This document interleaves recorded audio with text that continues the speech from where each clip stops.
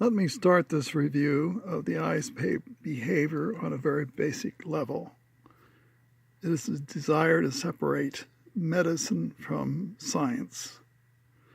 And the science issue is up to you to decide.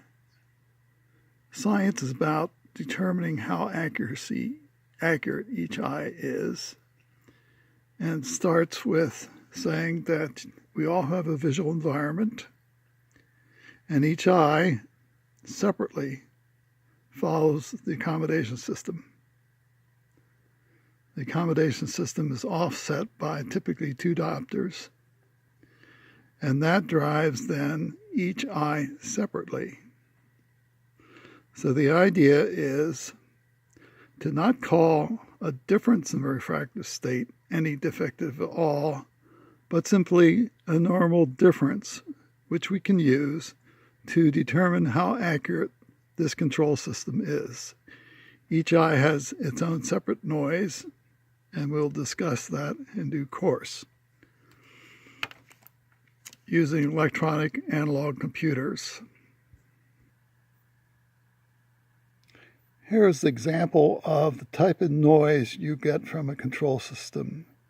In this case, the RMS value is 0.18 RMS.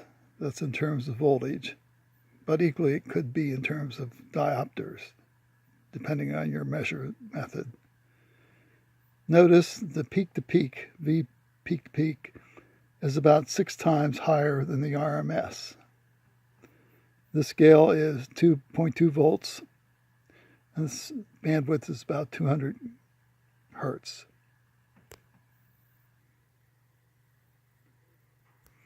The concept of perturbations in a control system means it's not perfectly accurate. Here's an example of the left eye having so many RMS diopters, right eye, and of course the differential. The differential is about 30% more greater than each eye added together, and we will cover this. This data was taken by Ron Berger as part of his normal course of effort or study, where he measured the left eye in terms of diopters, the right eye in terms of diopters, and then the differential was calculated for the 2 eyes. There is the refractive state starting at equal half diopter, and you get then a time series of changes in refractive state for each eye. This was done by calculating the ensemble.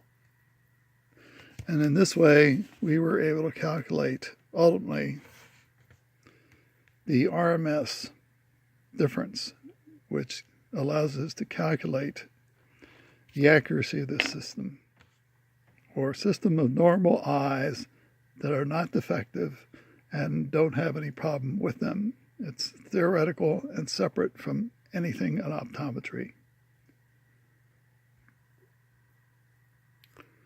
Here's the basic circuit I'm using to create a noise signal, which will be seen on the oscilloscope where I've shown. I will discuss this in greater detail.